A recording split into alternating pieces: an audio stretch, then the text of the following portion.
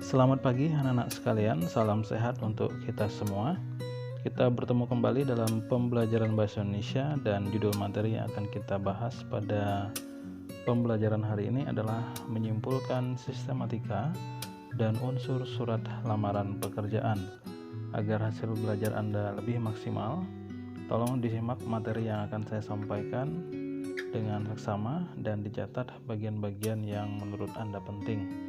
Kemudian nanti ketika Anda mengerjakan tugas yang saya berikan di akhir penjelasan materi, mohon dipahami soalnya dengan baik agar tugas yang Anda kerjakan sesuai dengan yang diharapkan.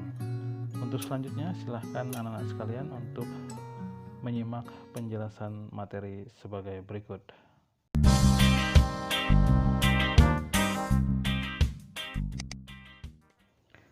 Kompetensi dasar yang akan kita bahas pada pembelajaran kali ini adalah kompetensi dasar 4.1 menyajikan simpulan, sistematika, dan unsur-unsur isi surat lamaran baik secara lisan maupun tertulis.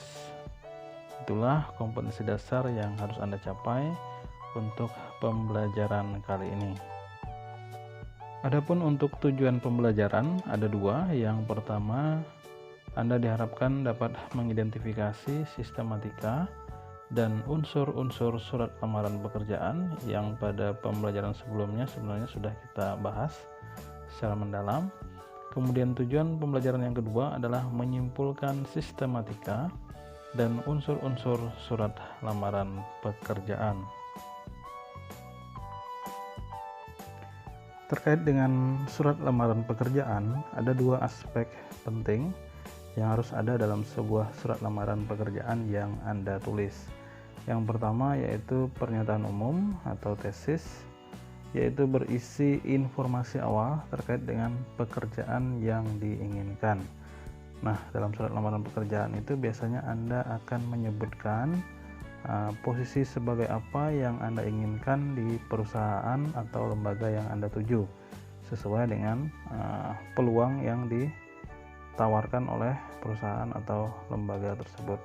Kemudian setelah itu bagian yang kedua adalah argumentasi, berfungsi menguatkan pernyataan umum atau tesis yang sudah Anda sampaikan sebelumnya.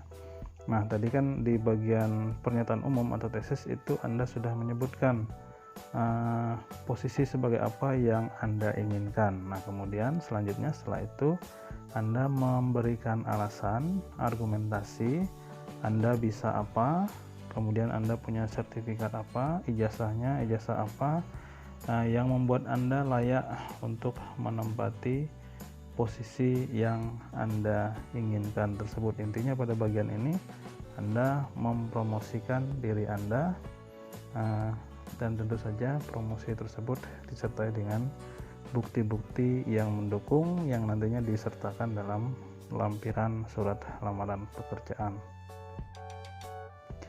Yang selanjutnya adalah terkait dengan sistematika surat lamaran pekerjaan. Ini sebenarnya sudah saya sampaikan pada pembelajaran sebelumnya, jadi kita hanya mengingat kembali apa yang sudah dipelajari pada pembelajaran sebelumnya. Ada 8 unsur yang harus ada dalam sebuah surat lamaran pekerjaan yang nantinya akan Anda tulis. Yang pertama, tempat dan tanggal surat. Yang kedua, hal surat. Yang ketiga, alamat tujuan surat. Yang keempat, salam pembuka. Yang kelima, paragraf pembuka. Yang keenam, isi surat. Yang ketujuh, paragraf penutup.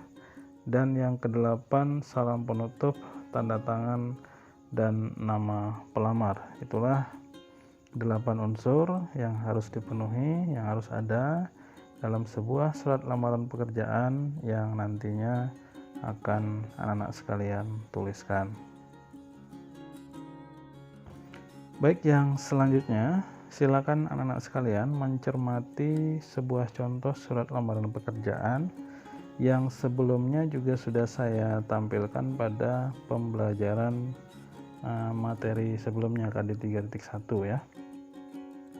Silakan Anda cermati kembali isi surat lamaran pekerjaan ini. Anda cermati unsur-unsurnya lengkap atau tidak. Kemudian nanti setelah Anda selesai mengamati surat ini, mengidentifikasi kelengkapan unsur-unsurnya, silakan anak sekalian untuk mengerjakan tugas untuk pembelajaran hari ini berdasarkan surat lamaran pekerjaan yang Anda baca saat ini. Silakan dibaca dan dipahami.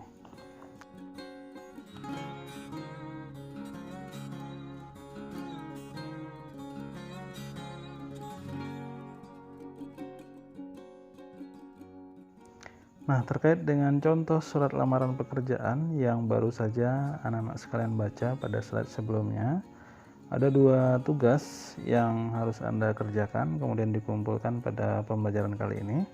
Yang pertama adalah identifikasi kelengkapan unsur-unsur surat lamaran pekerjaan tersebut. Silahkan dicermati apakah unsur-unsurnya lengkap atau tidak. Tadi ada 8 unsur yang harus ada dalam sebuah surat lamaran pekerjaan.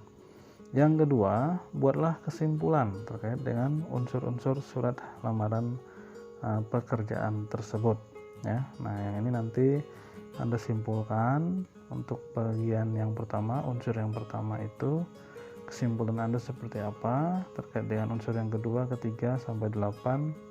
Nah, kesimpulan Anda seperti apa silahkan nanti dituangkan dalam tabel yang sudah saya siapkan untuk Anda menjawab pertanyaan yang saya berikan ini. Nah, untuk jawaban dari tugas ini silakan Anda tuliskan ke dalam tabel seperti contoh yang saya tayangkan pada slide ini. Ya, ada 8 unsur surat lamaran pekerjaan. Silakan Anda tuliskan jawabannya, tempat dan tanggal surat. Itu Anda ambil yang mana bagian itu, kemudian Anda tuliskan pada baris nomor 1. Demikian halnya dengan nomor 2, 3, 4, 5, 6, 7, dan 8. Silakan Anda kutip isi surat sebagai jawaban dari setiap unsur tersebut.